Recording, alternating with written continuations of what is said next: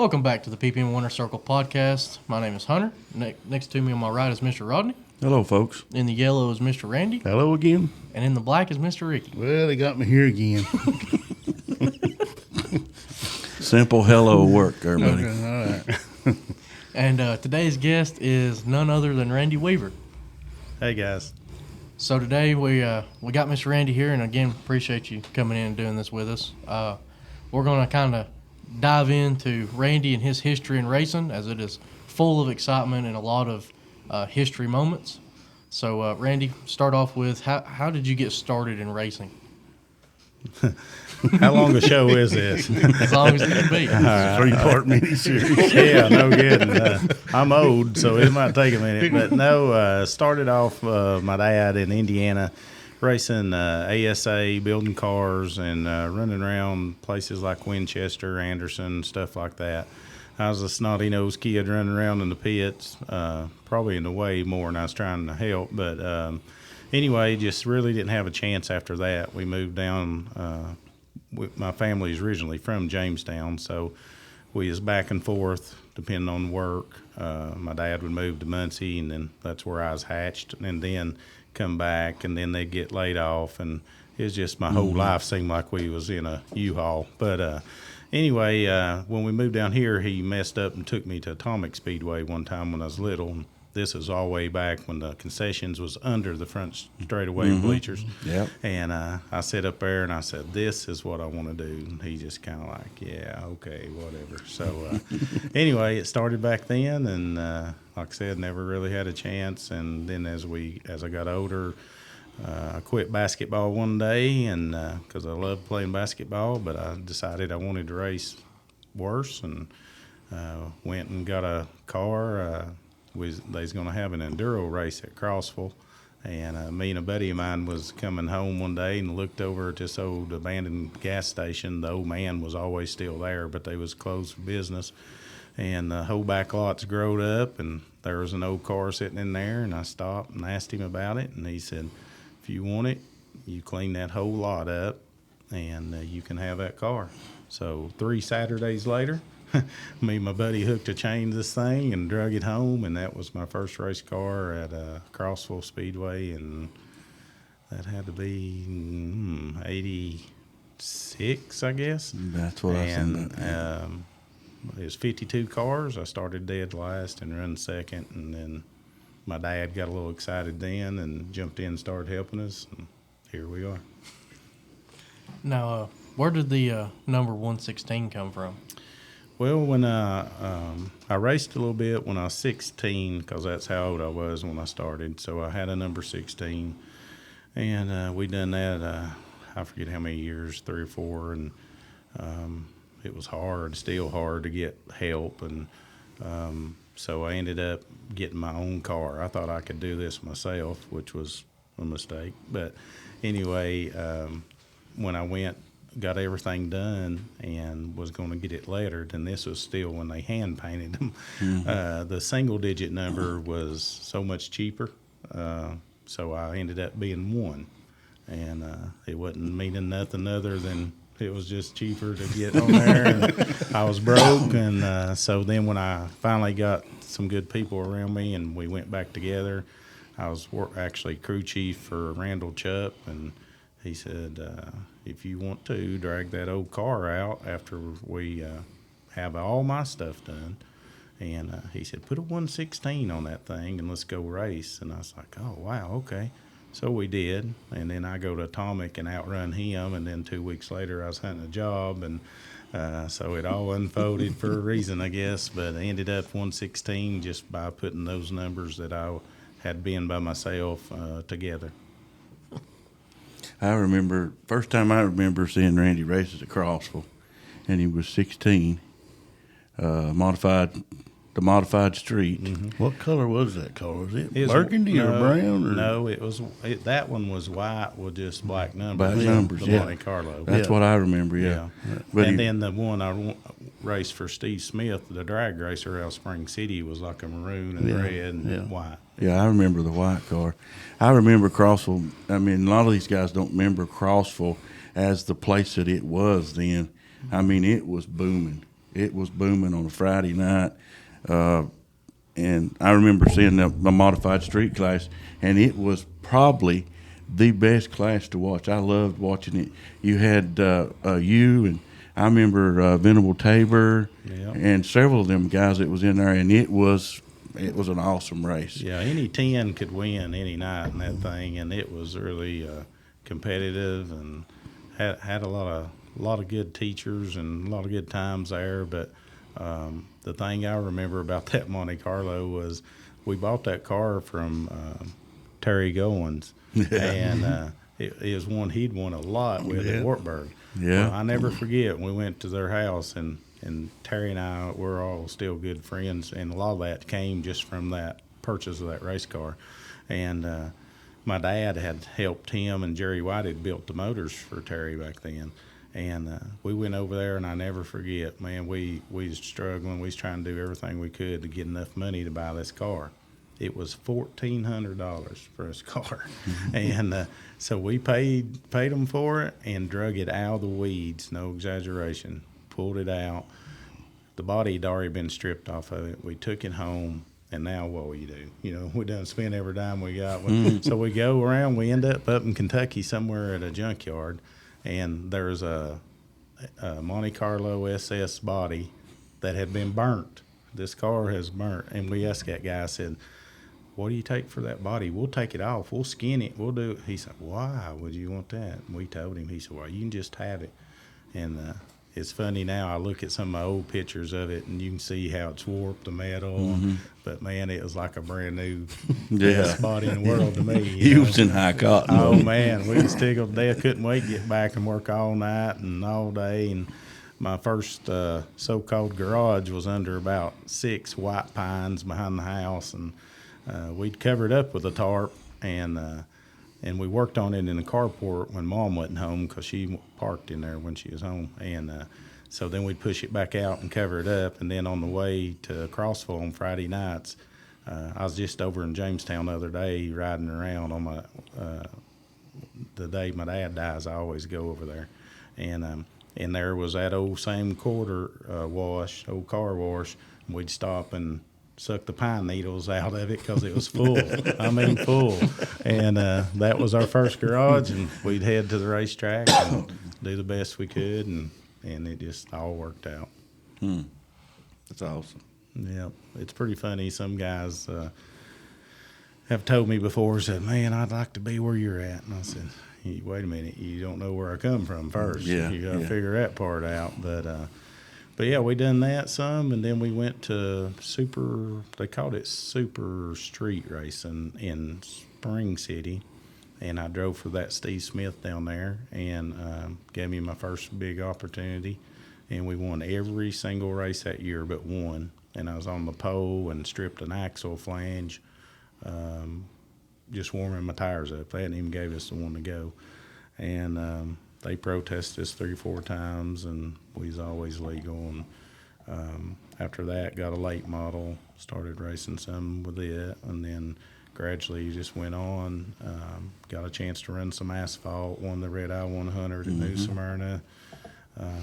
Thought I had the world by the tail at 23, and then you snap your fingers and you're 55, and you wonder where it went. But I wouldn't change a thing, man. I'm telling you, me and my dad got to do a lot of things that I only dreamed about. And, you know, I tell everybody this, honestly, I owe it to everybody else. I mean, from PPM and their family helping me to Calvin Cheek and his family to Steve Smith out of Spring City to so many, Tootie Gunner, like a second dad. He spent every dime he had to watch me race. And, it's I don't know why, but they took a chance on me, and it had a lot of good memories, if nothing else. So down there the other day when I won that race, that's why I was so aggravated at myself the first night for making that mistake on a restart. And I went back to the motel room, and I've been fighting sinus infections, and I just felt like crap. And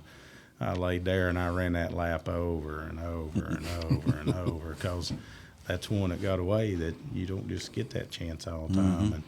I told Chip and them that next day, I said, you just get my car good. I said, I'll not make that mistake again. I said, I might make another one, but I won't make that one.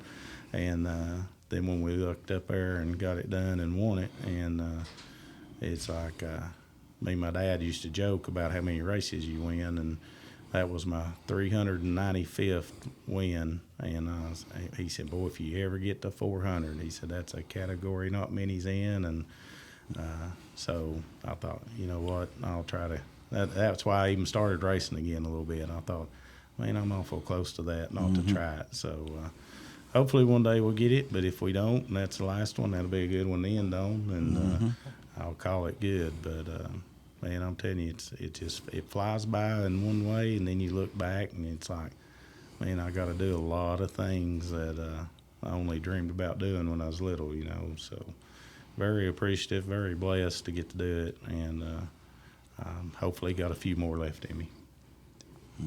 How'd you like Alltech? I liked it, and it ain't just because we won. The thing I liked about it was, one, the guy, I think his name's Wendell, that maybe owns it, and they put effort in it. I mean, I don't care what you do.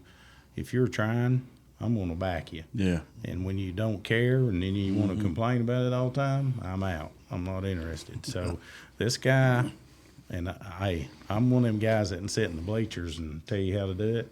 But the first couple of nights, I thought he had it so wet, and I was like, why is this guy doing this? And it was still too wet, in my opinion, in the early events, but it raced really good later.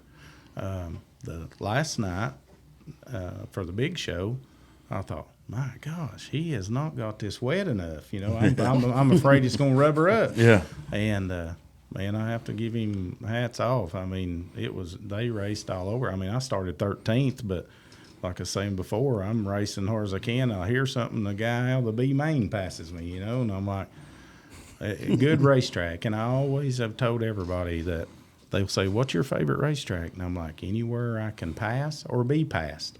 It don't always have to be for my benefit, but it just, you got to have something to work with. And then when you do that, guess what? You put on a good show. It's easier to market what you're doing. The fans are all excited about going there.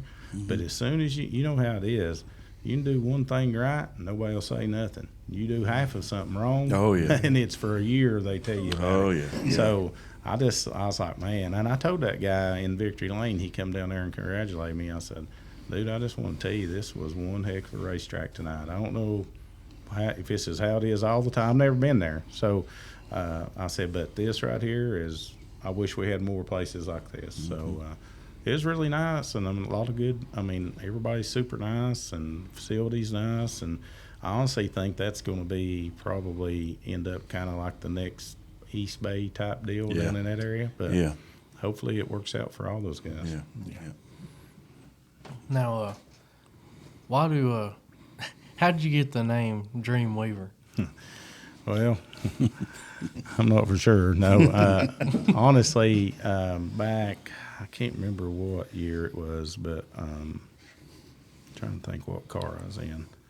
But I drove for Calvin Cheek and them some, and I think I was still driving for him. And I met up with Michael Landis, which is the general manager for Hendricks now, over the Busch cars. And he actually married a girl from Wartburg.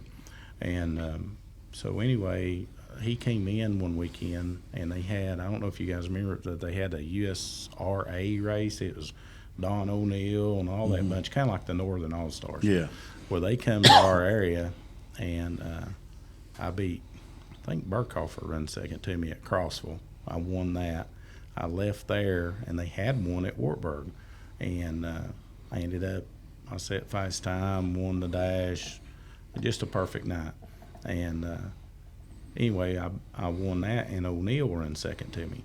Well, Michael Landis, they was looking for a driver for the Pepsi 24 car for Gordon. Gordon had to run it a couple of times, of course, I'm sure, to secure the sponsor. But they was hunting somebody, a newcomer.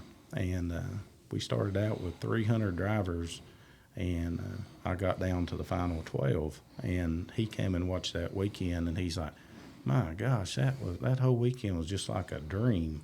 And I forget the guy's name. He does the photographer. He does all the photos around here now. The heavyset guy. You remember his name? He still does it here. But anyway, he. You talking about Hammett? Tony Hammett? No, the younger guy. Yeah. But anyway, he stuck it. Oh, wow. Then he's like, he said, "That's Dream. That's Dreamweaver Dream right Weaver, there." yeah. And then Chad Wells? Yeah, Chad Wells done it. Yeah, Chad. And yeah. he stuck me with that, and everybody took off running with it, and so Landis mentioned it, and he kind of branded it, and there it is. But that story to go on, I just had built a house, and Cameron was just born, so that was in '98, and when you got in the final 12, we had to go to Hickory and actually test the cars. And when they called me, I was like, "Okay, what do we need to do?" And he's like, "Well, you got to move over here. You got to just grab everything and move." And I'm like, "Oh, okay. Well, what about income or what goes on?" "Oh, man, it's just a chance you take." And I'm like, I was working 2 jobs, I was trying my best just to stay afloat and raise a family and try to race. And man, I just finally, I just couldn't do it. I told him, I said, I have to pull my name. And man, my dad, he didn't talk to me for about a month. Because they sacrificed everything for me to get a chance, And later on, he told me he understood, and he's proud of me for making that decision, family first. Mm-hmm. And but man, it was, and who knows, I might have went over there and got booted the first day. Might have went over and got the deal. I don't know, but I got to that far, and I did. That's when I decided that even if you had the chance, that was such a thin line to get where you need to be over there in that world, and I'd rather just be buddies with all them guys. And when I went over there and hung out, like Streamy used to sponsor me, and I'd go over and hang out, and we'd go out at night and eat, and it'd be 4 or 5 of those Cup drivers, me, and I mean, them guys, it's unreal.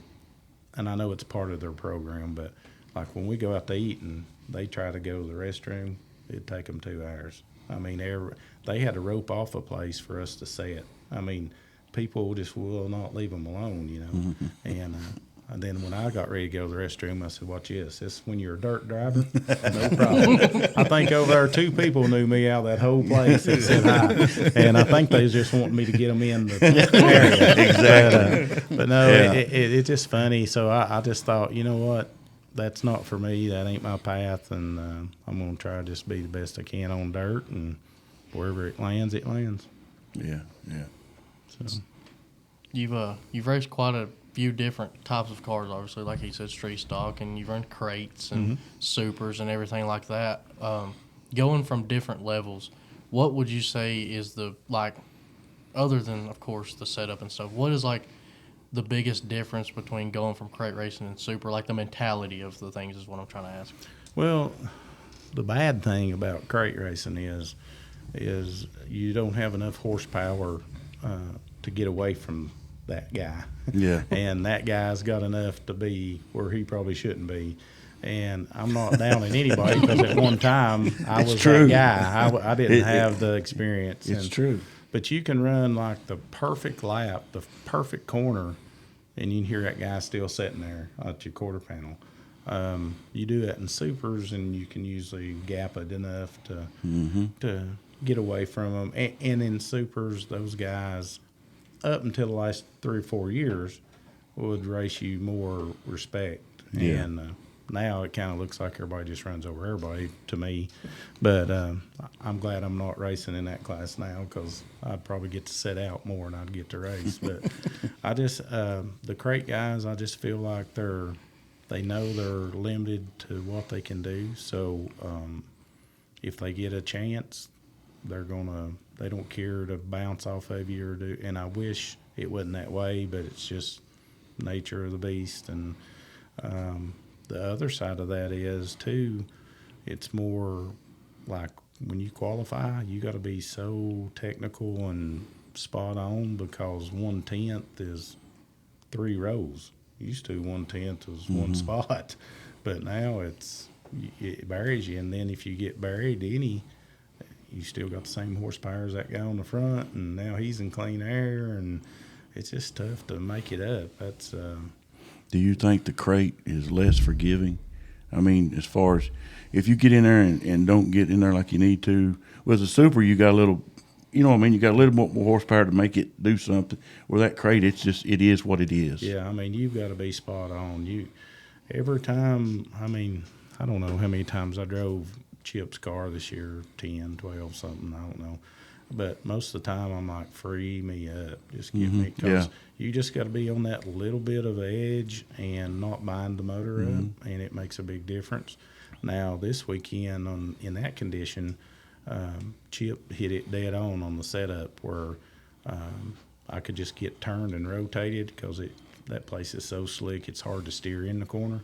And then you could just finesse it from there. And usually finesse and crate motors don't go the same, but if you kind of look at the top few in that finished top 5 or whatever, it's not really the pedal smashers, you know what I mean? So it kind of, and you don't get to see that a lot. Usually where we go a crate, you're just wide open and getting all you can get. And this time you had to kind of finesse and think some things through and not kill your tires, and so it ended up being a really good race. But supers are a little easier.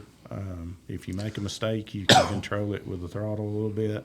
The crates, if you get in there and get tight, you're tight all the way through. There ain't nothing you can do but stop and take off again. But so yeah, they're a little harder to be more consistent with. But man, there's a lot of good crate racers out there, and that's got that program down. And I tell people all the time, if you think it's easy, just run and grab you one of them little motors and jump in there, because you'll get surprised on the things you have to do for that type of racing versus what you've done your whole life in the supers.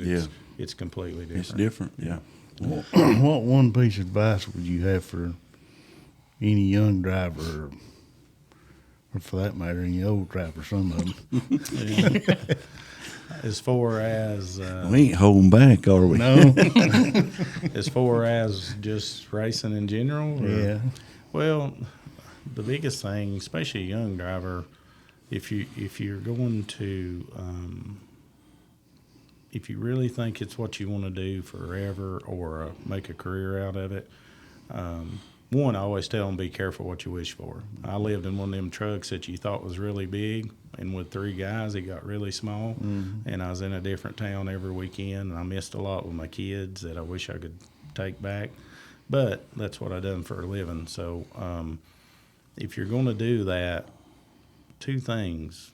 Remember that relationships are more important than money, and it'll come back to you. Yep. And the other thing is, if you burn a bridge now, they'll never have it rebuilt by the time you want to come back. I promise you that you've got to look further down the road than just this year.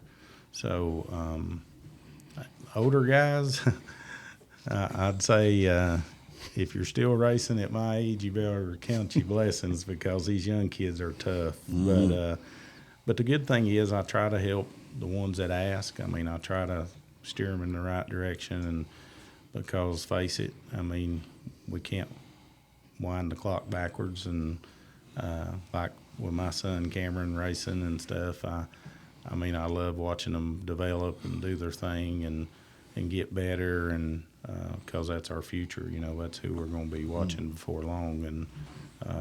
And I know my turn's coming to just get to watch. So, but racing's been really good to me. I mean, from relationships to people to business partners to teaching me things that help me make a living outside of that. I mean, I've learned a lot from a lot of different people, and it's just cool to see that most of the time, like a couple of weeks ago, Overton called me and we talked, and we never talked about racing. You know, we was talking about he's got a little girl on the way, and just how life changes and different things. So it's pretty cool that you can still have those friendships and relationships, even though in everybody else's eyes it was like a big blow up and a disaster.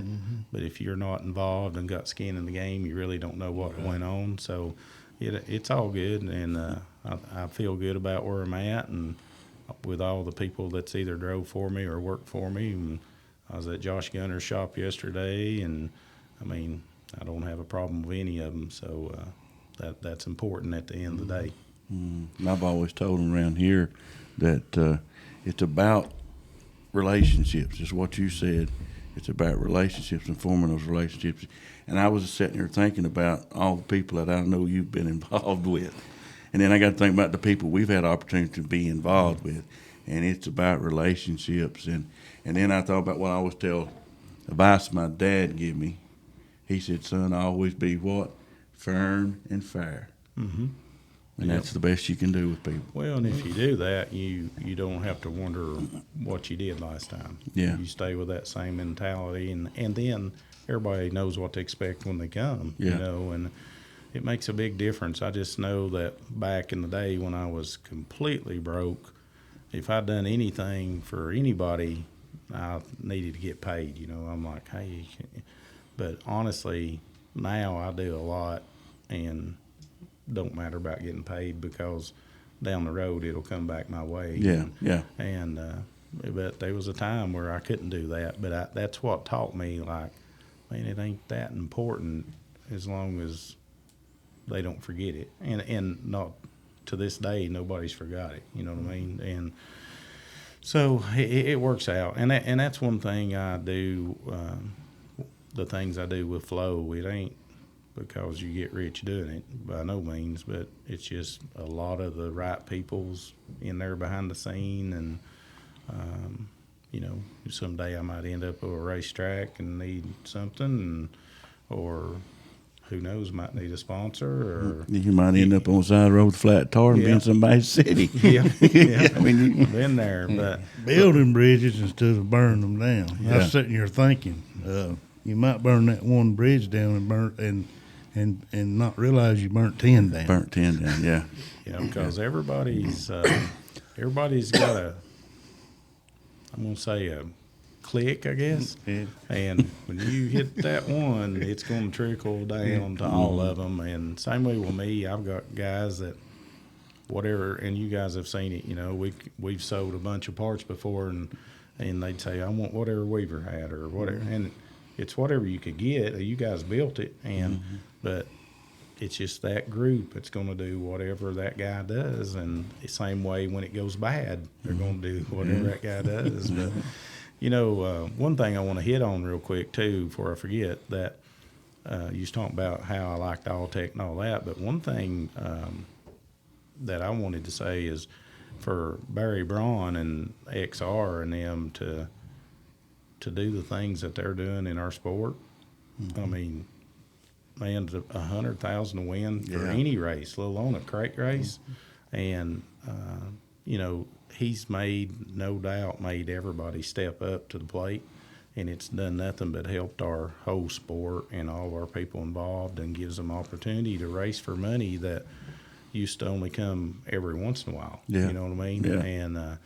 And that's what somebody had asked me yesterday. He said, well, has it sunk in yet? And I'm like, you know, it really probably hasn't, but you get thinking about it, how many crate races would you have to win $100,000? I mean, all the crate races ain't tens. There's some. Yeah. But either way, I'm just saying, to take a $12,000 motor and go race for $100,000. That's, I mean, that's pretty pretty cool. impressive, and I'm Yeah. glad somebody's looking all the way across the board and not just the top tier and the two big national series and all that. Yeah. Because that's 30% of the pond. This other 70% still works and want to race, and it's great to let them kind of shine every once in a while. Yeah, it's a big part of it. And somebody else said, well, all the super guys got in there and raced. I'm like, who cares, man? I'm telling you, it goes back to almost like that relationship deal. You race with those guys, you mingle with them guys. Guess who else is paying attention? those sponsors, those other guys. So it cannot be nothing but good for our sport to do what they're doing and just go race. I mean, I know they still got that 602 race coming up that they had to postpone. It's $100,000, right? I think so. I think so. I mean, so, and they've had $100,000 street stock, and then they've had $100,000 open wheel modified race. I mean, I wouldn't know the guy if he walked in, but hats off to him because I'm telling you, he's got everybody's attention now. Yeah. Now I've even heard some other racetracks yesterday actually had asked me about, what do you think if we done that and done 50,000 to win? I'm like, you can't go wrong. I mean, I'd give 500 to take a chance to win 50,000, and where else you gonna do that? Right. And so he's got the right mentality as long as our sport, fans, live streaming, I ain't for sure how all that plays into it. As long as it all can make sense, I love it that guys that don't have to have $1 million race team can go race for some big money, Yeah. and that's what our sport has needed for a long, long time. Yeah, it's pretty neat. Pretty Yes, neat. it is. I like in that what you're saying, the super guys, the nationally known guys racing down there.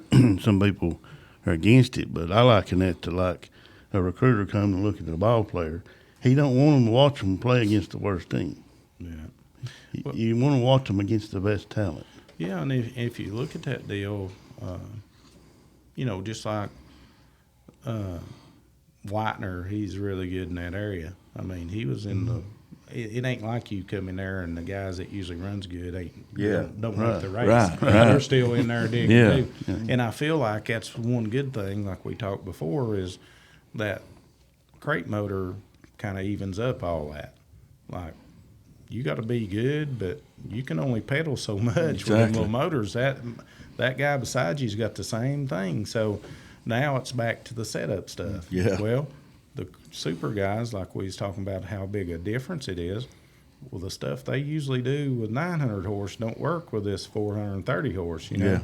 So to me, it ain't like they come in there and just dominate, but I feel like the racetrack condition made it maybe go to experience side more than talent or definitely not out-dollar you. Right. Everybody's equal and had the right stuff, the same stuff, and they're out there racing for $100,000. And like I said, the guy that passed me from a B main, they said he wins all the time. And I talked to him after the race, super nice guy, but I never knew him, And so that's what I'm saying. It ain't like they come in and dominate, but I think they come in and make everybody step their game up. And I don't see how it can be nothing but better for everybody involved. I mean, honestly, if the 74, the Garver guy would have won it, it wouldn't have surprised me. You know what I mean? Mm-hmm. And or Mark Whitener won it, that wouldn't have surprised me because they run good down there. right. So just because Overton was there and Turbo and Bronson and all those guys, that didn't matter because you're on equal ground. Yeah. So I think it's good. Well, I've always said that I felt like the crate motors, they needed to build them with about 50 more horsepower. Well, if you ever drove one, you'd say 150. But no, racers, as we all know, we're our worst enemy. So the only thing I would hope for crates, I think they're fine where they're at. Everything they got going on is great. If they would just, at every racetrack across the country, have an actual tech guy and keep everybody in line, Yeah. it'd make it 200% better. Yeah. Because when you don't, then here comes our racer mentality. We can do this and get a little advantage and this, and They're going to push it it. ruins it. Yeah. It ruins what they had established it for. So now if people's like, I can't go do that or race there because we'll get cheated.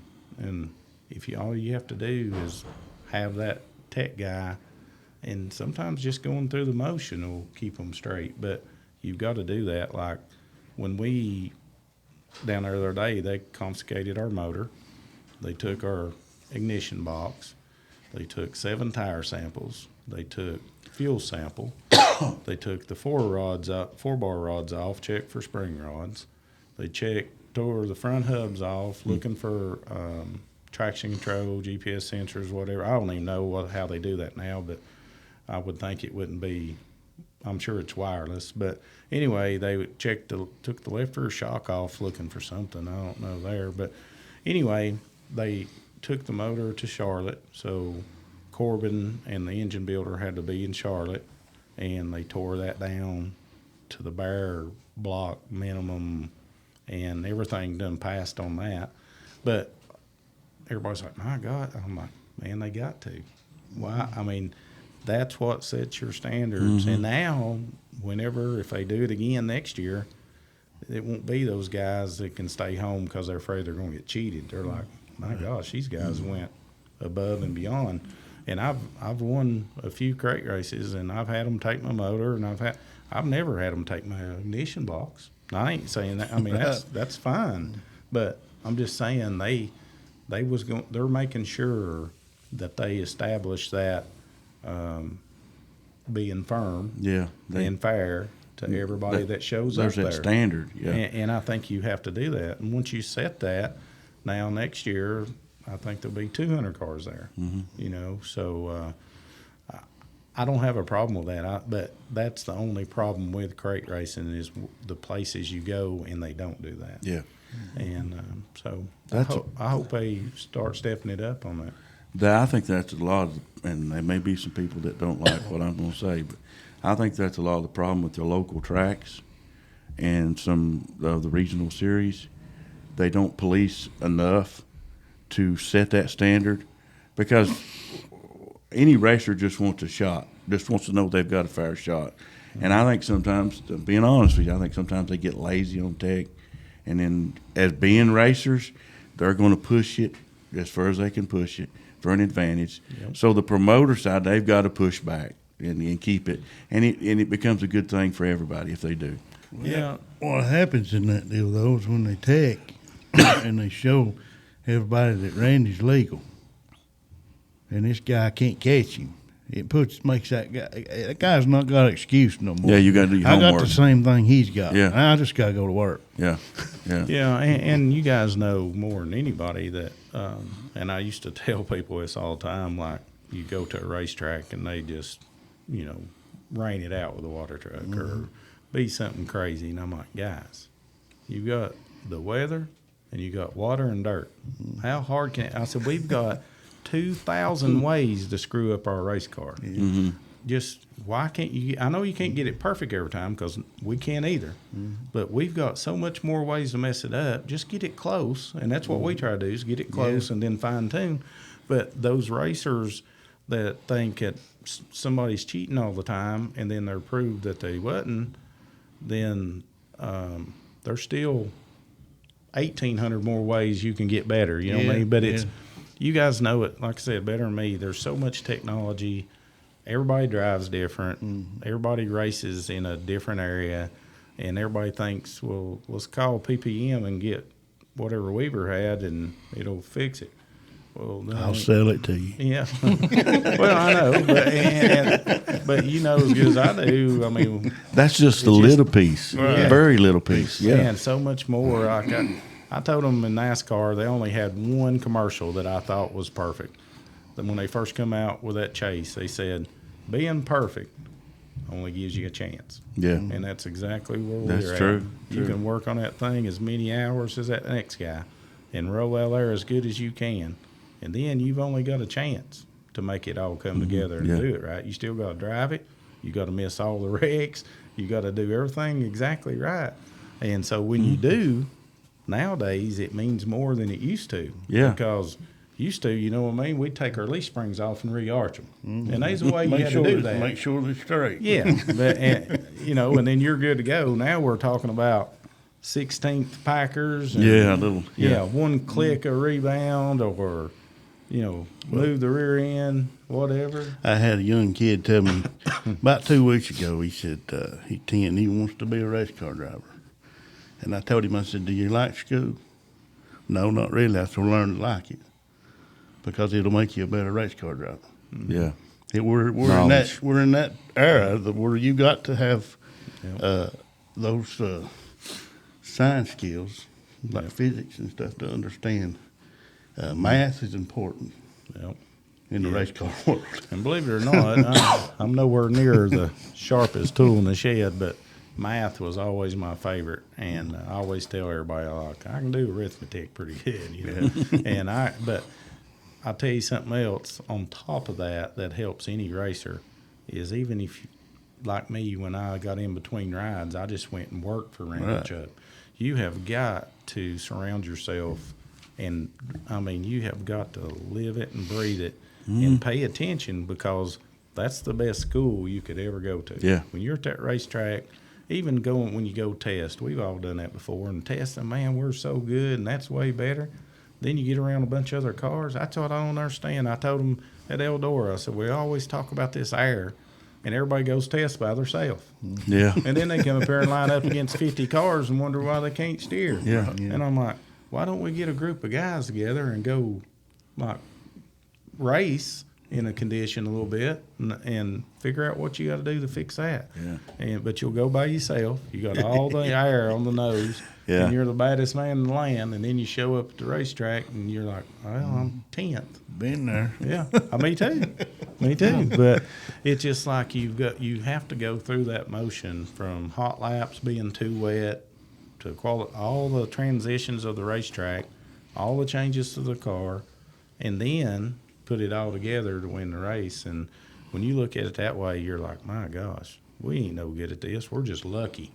I mean, I tell them it'll start by where you park. Yeah. Because if you park by that idiot that you can't get along with, everybody's going to be in. I mean, seriously, it's everywhere. He's there. distracting. That guy over there's distracting. That's brutal truth. It is. It is the truth. And then is it the guy you don't want him to see what you're doing? Or is it? And I'm just saying, it can be as little as something like that gets the whole night off. But if you park in the place, man, I got all kinds of room. I don't even know this guy. He's to himself, blah, blah, blah. Then you got to put all the other pieces together. And I'm telling you, it can change the whole outlook of the whole night. And I've been there. I've done it a bunch. I'm sitting here laughing because I'm always trying to park beside the guy. I've had those that helped nights. me, you know. Yeah. Yeah, like, hey, who's got enough help they can help me work on mine? But it comes to that. I've asked everybody that's been on here.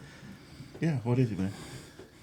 I've asked everybody that's been on here, what are there some things that you would, if you could, you had a way to wave your wand, what are some things that you think needs to be changed? Make fun of me. In the sport that would make it better. I mean, if we look at it monetarily or, you know.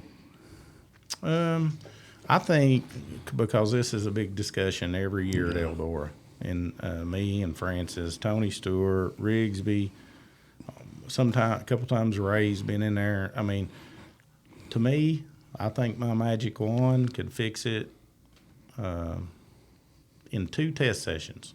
I think you go to the racetrack, you don't change nothing on our bodies. We got the baddest looking race cars in America. I mean, to me, they're just cool. Leave it alone. It ain't that.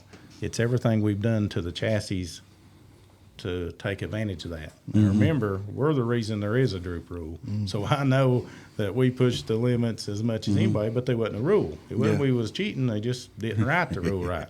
So then they couldn't figure out what we was doing, so they made a rule to cancel it. So, which that's a whole other story because I don't really agree with that either. But all you got to do is take the left rear shock from behind the housing, put it in the front. Have you guys to quit making bird cages that can even accept a shock on the back. Be done. You take a 39-inch stick, that's your deck height. Now we're running around the racetrack at 43 inches instead of 57 inches. And now you're not knocking a hole big enough we could fit this room in. You're putting one in you can about fit this desk in. And now the driver has to drive again, and the racing is fixed. Now, saying that, we're going to be probably half a second slower. Yeah. But who in the world, especially all them drunks at Eldora, is going to be able to tell you're a half a second off? And they're the gonna car will drive better. absolutely, And there'll then- be better racing. And then they're going to leave. And here's what I tell all the promoters. I'm like, when the super race or the big, whatever your big class is that night, crate, supers, whatever, just grab you a box of popcorn. Just file out as they're headed to the car. Just get in a big group like you're going to your truck. And you don't want them to say, man, I can't believe that guy set a new track record. And then the race is over. You want to say, I cannot believe that guy won from 8th. Yeah, Man, exactly. I couldn't tell who won at the line. I'm glad they photo finished that. That's the talk you need, because then, guess what? Them seats are going to be full every week. But I said, you guys are so worried about trying to be the tech group that controls it, and you need to be the tech group that changes it. Yeah. I mean, our racing has got to change. So just like down there the other night after the crate race, of course, as soon as I got done and backed in tech, I said, hey, do I have to be here? And they're like, no, as long as your guy's here. I said, I'm good. I'm going to take a hot shower and take medicine. And so I left. But Chip had told me that the guy down there said, man, I think next year we're going to start droop rules. And that crate, you don't run around there crazy anyway because you ain't got enough motor. But it ain't, sometimes you can get up there, right? But you just check your 39-inch and you leave. And he said, well, why would you do that? Well, that's what, and I'm not knocking nobody. I know how the system works. That's what Rocket and Longhorn wants, and that's what they do. Well, why? Yeah. Well, the racing tonight and even last night is better than the last 10 super races you have. Yeah. Mark Whitener won the first night from 18th. Yeah. I won from 13th. Yeah. The one dude was leading from 22nd. Now, get us under that stupid droop rule for a crate. Because I understand why they do it to late models. That's fine, whatever you want to do. But for a small motor and try to make them do that, you talking about getting line and honky train horn. Be a choo-choo. So why mess with it? So what I'm saying is, go back and here's the thing: when I try to push that theory of the shock in front, and I know, I mean, Vinny Giuliani, me and him's good buddies. He worked for me, whatever. They can probably outthink it. They can probably fix it a little bit, but can they get 2/10 advantage? I don't know, but let's see if they can. Yeah. But here's the thing. They say, well, everybody will build a special shock. And I'm like, have you looked in these trailers? All there is special shock. Everywhere. This guy here He builds knows. all Yeah. kinds of shocks. He knows. He's built a bunch for me. They're all special too. Yeah, I'm just saying. And so everybody's already got the high dollar shocks. Yeah. So leave that alone. Just what you can do with it. And if we got to come up with a thing that the chassis has to be a certain thing, whatever, a measurement, where, all right, guys, you plug this in, like back in the day used to be, and you had to drive. I mean, you had, and you could drive them, but right. Here's my example, and I like this kid. He's super quick, got good equipment, but it's like when Garrett Smith one time pulled out and he held her wide open wherever we was, maybe Phoenix City, and he come in and basically just tells him he needs more motor. Well, his dad can go buy 10 more motors, you know what I mean? Get bigger motor. Them days will be done. Yeah. You got to put a little finesse. Now, early on, you can get, I mean, it ain't going to be stupid slower, but you have to race totally different. Because I'm telling you, now, with the way they are, you've got to race really different than what we used to. Yeah. You have to have your left front plop in a certain area. You got to, I mean, you see people and you're like, my gosh, that's a crazy line. Why would he run that line? Well, you have to. And if you don't know to do that, that's the guy that knocks a wall down or couldn't steer or rides a wheelie halfway down the straightaway because he's in the wrong air. And take that back out of it. Anybody, including if they had a tech man at Crossville, could look under there and say, well, yep, there's nothing behind the housing. We're not jacking it up. We're not measuring it. We're not trying to put a little piece of metal on it. It's nothing under it. There's one shock and spring per corner. Or if you still want to run stacks, I don't care about that. But it can't be behind the housing. Make them a designated place that has to be on the car, and let's race. Yeah. Yeah. I think it'd fix it right off the bat, but I can't get them to do it. I'm sitting beside a guy that done that. And I can tell you, at some racetracks, it's faster. Absolutely faster. But at every racetrack, I think the racing will be better. Right. Yeah. I Yeah. don't care if they're faster or slower, as long as the Right. racing's better. Again, walk out to the crowd and let them brag about what a good race, not how fast they was in qualifying. Exactly. So that's my one thing. But maybe one day they'll go. Francis did tell me they tested it somewhere and it was 0.3 slower. I was like, okay. What about? Well, everybody, what do you think if we cut these spoilers down? I said, no, that's stupid. Put Leave it 20 alone. out there and with them on the front and watch that. Yeah. Flip You'll them see- back and yeah, forward. Yeah. I'm telling you. I got into this kick here a while back going on YouTube and watching all these old Winston Cup races. And as a kid watching them, they didn't look the same. These cars, you're talking about driving them guys had to drive. Absolutely. They go in the corner at Bristol and they bounce, and the rear tires are smoking. And that's, to me, that's racing because they were bouncing off each other and just getting after it. Yep. And like you said, the left rear behind makes it to where what you got to do is hustle that car. Well, It makes it tend to be tight. it's stuck so Yeah. hard, and now you got to just be in the gas, which to me causes that no respect racing because we might hit you, but we can't let off the gas. Yeah. Because our cars are just stuck like that. And it causes racetracks to be more one groove because you have to run that groove. I tell them all the time, believe it or not, us racers, we're dumb enough to hold it wide open and we'll land in the same lane. So how are we supposed to pass? Yeah. If you don't have to finesse or hunt a way to exit, or I mean, you're going to land in the same place, and it's not good racing. But I don't know. Maybe they'll change it up and try something, and just make the racing better. It ain't that I care who wins or what chassis or whatever. It's just all the way across the board. It needs to be better for the fans and let them showcase the product that's going to make them come out and get in the seat.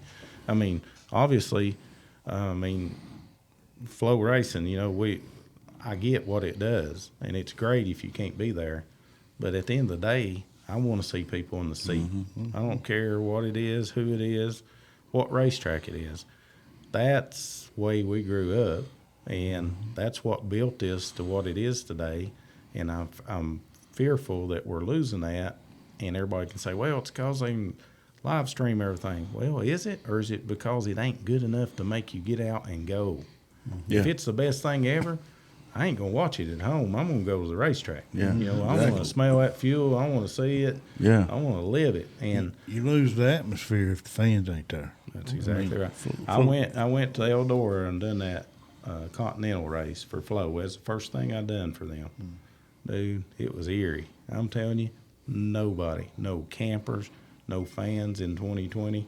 There was nothing there, and it just wasn't even nothing the same. It was like it's hard to explain. Like, it was just the crew guys with the cars. They only allowed so many, and I forget how many, not many with Flo, and that's it. Nothing. And they had a heck of a race. If you remember, what's his high side tickler? He had a flat on the last lap. Davenport won it. It's $50,000 to win. Right. But you might as well. I mean, they wasn't nobody cheering, screaming. I mean, it was weird. Yeah. So, yes, if the fans ain't there, it ain't worth doing, and it's something I don't want to do again. You know? Well, flow racing and groups like that's an avenue to help the sport grow. People don't understand, and I didn't either until I got involved with them, but how much they actually help put on some of them shows. I mean, everybody thinks they come in there and just pull away from it, and I can see why. But behind the scenes, I see how much involvement there was in the million and how much they do on the big stages to make sure the purses are where it needs to be, and those guys, I'm telling you, they're as big as race fans as anybody. Right. They love it. How'd you get involved with Flo? You want to tell us a little bit about that? Yeah, it's pretty cool. So every year I go to East Bay, and Leon Henderson and his dad, which that's who Cameron drove for last year, we're just got to be buddies. Well, they always rented the VIP box because his dad's health. And so we'd always sit up there. Well, we got sitting around like we are now, and we get, well, what's wrong with racing, or what's this? And we just have these big conversations. Well, that place always packed out, right? So Rigsby and them didn't even have no work. So they come up and started, we invited them up. So him and Ben Shelton, they'd run back and forth and do their interviews and hang out with us. And so anytime anything happened, every one of them would turn around to me and say, well, why did that happen? Or why can't they steer? Or why can't, so since I'd raced there, I'd say, well, here's what it feels like, and here's why I feel like it's that way. We're on the wrong tire, and down here, and when that tide comes in, man, it gets so greasy and you can't steer, and da-da-da. And I mean, we just, every year it just got more and more, and finally Rigsby's like, would you be interested in being on the show and like explaining some of this stuff? And I was like, I don't know about that. I ain't for sure. And he's like, no, seriously, it'll be just like us sitting here.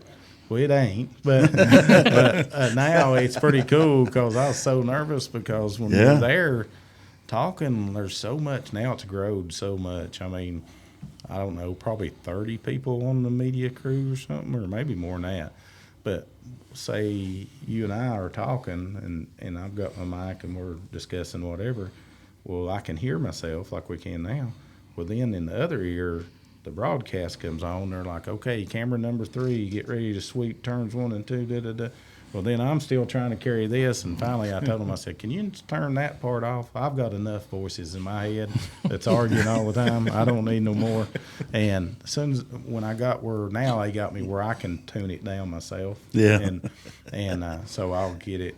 I know when I probably, they're going to say something. Tiffany does a good job, but they know they might have to reach out to me a couple of times before I catch it. But it's just so much goes on behind the scene, man. I swear I thought it was just 4 or 5 cameras and 3 or 4 microphones. My gosh, it's the biggest thing. The studio, the media center, the media trailer. I mean, so much has to happen to make, and plus that place being so big. And so anyway, we started doing it in 2020, and then I guess Stewart said he wanted me there on both of those shows each year, and then I went to Fairbury one time and just didn't really work on it, but they interviewed me a couple of times, you know, because first time I'd been to Fairbury, and man, that's a place within itself, and they're watering and tilling this place, and there's like 89 cars there on a Tuesday, you know, and I was like, my gosh, I asked D-Suave, I said, what's the track record here? He said, oh, it's a, whatever, 1288, and it's been there for 12 years. So-and-so's got, it won't be broke. I keep watching them. I'm like, you sure about that track record? And he's like, oh, yeah. Weaver, don't worry about it. He said, that's been set for however many years. I was like, have you seen the guys that's in these pits? There's some smashers here. I forget. I think 3 or 4 of them broke the track record, and then I don't remember who ended up getting it. Maybe Strickler there. But anyway, it was cool to be part of that. And we've talked about doing some other stuff, but I've also told them I think it would be cool. And I like doing it, don't get me wrong. You don't get to watch none of the race, really. Yeah. And all day we're in them meetings and stuff. You don't get to get out and do like you would. So I kind of miss that part. But I told them, I was like, man, it'd be great to like have some different drivers in there, you know, because obviously my ideas are different from, say, a Brian Burkhofer or something like that. I said, it'd be neat to mix that up. And they're like, oh, no, you're stuck. You're here. And I'm like, I'm just saying, I think it'd be a neat, maybe put us in rotation, you know, and every couple of races switches or something. But I don't know what they got planned, but it's cool because me and Rigsby and Ben and all the people at Eldora, we've got to be really close. And, again, them good relationships. Me and Tony talked more last time about, you know, I fooled around and Josh Gunner talked me into racing the Crown Vic. Yeah. And so I win the first night out. The next night I set fast time and run third.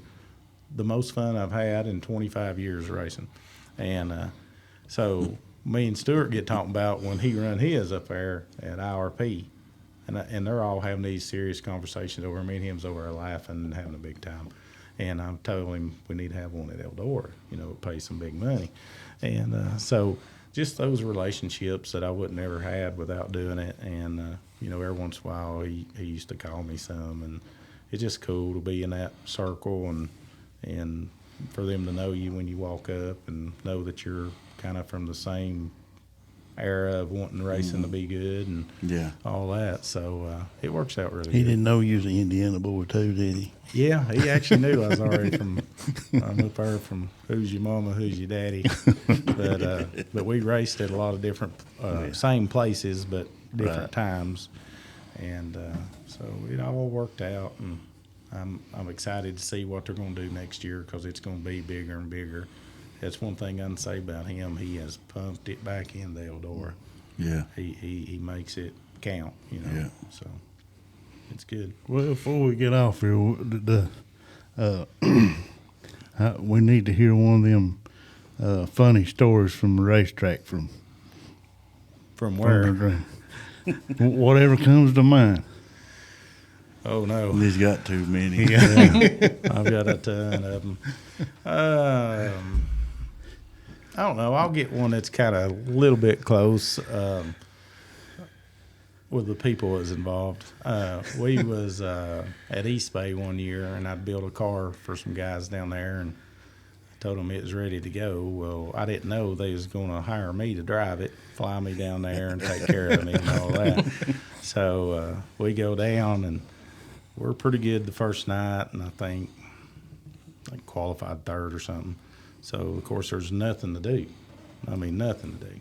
So everybody's out just having a big time in the pits and stuff. So I think it might have been the first time that Mike McCarter and Mitch, I think he might have been going over to stay in a motel. But anyway, he left the boys and the crew guy. And they had a golf cart, brand new. Well, I was on a golf cart. That was one of them old Harley golf carts that only had the one wheel in the middle. Mm-hmm. But it had a motor. I'm telling you, this thing ride a wheelie 20 feet. I mean, it didn't fly. So me and Josh Gunner, of course, he was having his evening beverages. And so we come flying around through there, and we get racing and acting stupid. And next thing you know, there's 4 or 5 of us. So somehow when this all got done, Pierce and Mac and them was chasing us on their golf cart, and we done went across the track and jumped off the back chute. There's an old gate. A lot of times it was never open. A lot of people didn't even know it was there. And as soon as we went across, that guy that worked there, we didn't even know he's there. They just swing that gate shut.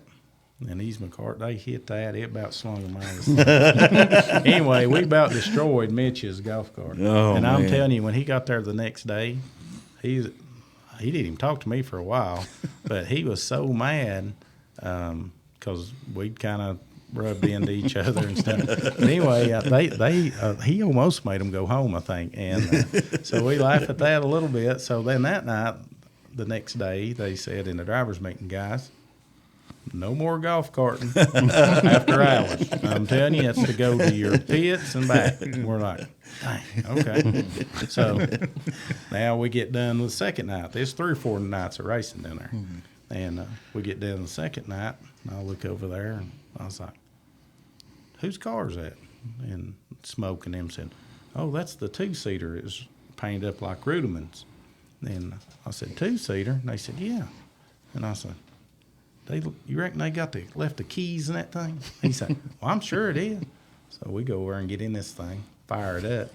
We go out. We wasn't going to act stupid or nothing, but we was just driving it around like a golf cart. And so we come back and parked it. And next day at the driver's meeting, they said, hey, guys, if we catch anybody in that double-seater again, you just throw it out here. So you can't just get in a double-seater. Well, Smoke and them worked at the track, and he kind of told me it's okay, but I learned real quick he was not the authority. He didn't have authority. Yeah. So I'm like, all right. And Josh said, we got to get into something else tonight. We made driver's meeting. Leave it to Josh. Well, the next day, Smoke had brought his airboat out there to show it off. And I was like, man, that thing's nice. I said, I'd never been on an airboat. And he said, you ain't never been on one? I said, no, I'd like to drive that. He said, well, I'll unload it. I said, where are you going to get on the water at? He said, you can drive it out across that field. I said, there ain't no way. He said, oh, yeah. He fires this thing up. I'm up there in that big old seat that's way up top with the throttle. Yeah. Well, Josh is in that little seat down in the bottom out front. Hey, we take off, and we go across that back pit area, across that back field, and I'm telling you, I've got her throttled down. This thing is getting it. And then I thought, oh, no, I ain't even tried to turn this thing. So when you turn that boat, it just turns sideways, but you're still hammered where you're going. Yeah. Dude, by the time I got her spun around and stopped, we blowed palms out of them palm trees down there. I'm telling you, we was 2 foot from hitting these trees. That Josh was waving. Like, he's trying to get me to do anything but what we was doing. And then we got back up there, and you'll never guess what they said at the driver's seat. Nobody can be in no airboat. I was like, well, I better quit now because they're going to not even let me race. So that's some of the stuff we used to do. Had fun. And everybody down there, I promise you, remembers the guys from Tennessee. So we try to have fun and not get too far out of hand, but that's one of them I can tell over there anyway. Yeah. I know there's at least one in there. Yeah, for sure. Well, guys, we're going to kick y'all over to the product spotlight of this podcast. Today's product spotlight is going to be our fast shafts, drive shafts. We offer them from your 2 1/4 inch steel. We got 3 1/4 inch aluminum, 3 1/4 inch carbon fiber, and 2 1/4 inch carbon fiber. We got them in every different lengths that you need. And if you need a custom one, give us a call. We can get with Fat Shafts and get yours made today. We offer 6 3/4 inch steel yokes, and we also have the 8 inch slip yokes, and carry all of your replacement U-joints and also U-joint bolts. So make sure to look up all of our Fast Shafts, drive shafts on ppmracingproducts.com. Or if you want to order one today or get a custom one, call us at 865-354-9669. Miss Randy, we appreciate you coming in. Is there anybody you'd like to thank for all of your success? Well, everybody that's ever helped me, you know, I don't forget any of them. I mean, I don't forget where I come from, but definitely I need to thank, and I've not drove this enough to even know all their sponsors, but you know, Chip Vineyard and Corbin, they worked their tail off last week. They had to go home and clip that car and then get back in time for us to test. And, you know, CVR race cars, Chip's poured his old heart and soul into that. And hopefully now that we showed on a big stage that he's got a good product, that maybe it'll help him sell a few cars. And I just appreciate him letting me drive it. And, you know, back a few years ago, when Cameron was on the road, that's what we had. We had CVR race cars, and they work really well in our area, but now we're getting out and getting to show them in different parts of the country, and hopefully all that will work out good for those guys. But got to thank them, and then the sponsors on their car, the Stanco equipment, the Vineyard Enterprise, which is Brent Vineyard, the Vineyard Landscapes, which is Travis, DJ's Performance, Team Fastlane, Nilco, GNC Supplies, Penske Racing Shocks. They've come on board this year, and we've done some testing. They've helped us out quite a bit. Draco Mechanical, XS Power Batteries, PPM Racing Products, Baya Headers, Hoosier Racing Tires, American Racing Wheel, and Jones Racing Products.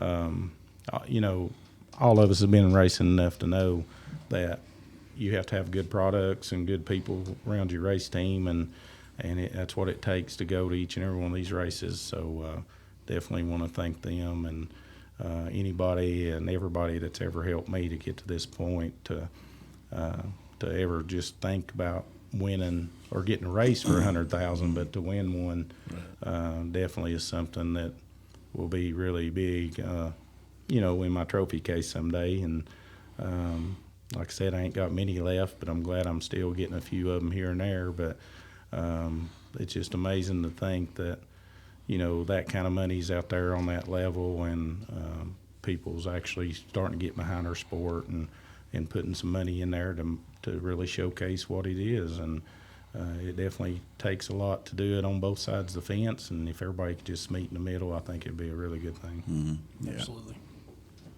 Got something, Mr. You're Randy? gonna do quick time? Oh man, yeah, forgot about QuickTime. All right, Mr. Randy. So, real quick, guys, we're gonna shoot you over to QuickTime presented by PPM Racing Products. And what this is, Mr. Randy, is it's a handful of questions, just random questions here, to kind of get some knowledge about you of some stuff that most people may not know. Okay. So we're gonna start off with, what's your favorite candy? From looking at me, you wouldn't think I'd have to think about that. But, I'm not a big candy guy, but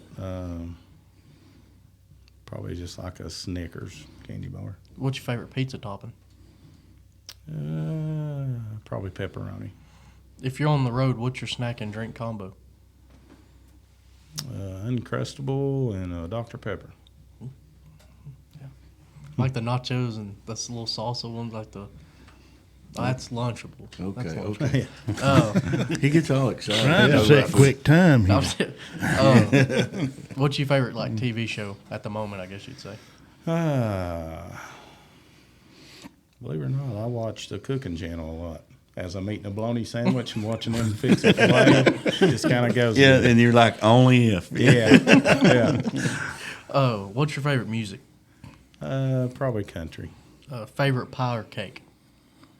Yellow cake with chocolate icing. It's pretty good. Ford or Chevy? Chevy. And this one, you done mentioned it earlier, but I was going to ask again. What's your favorite track?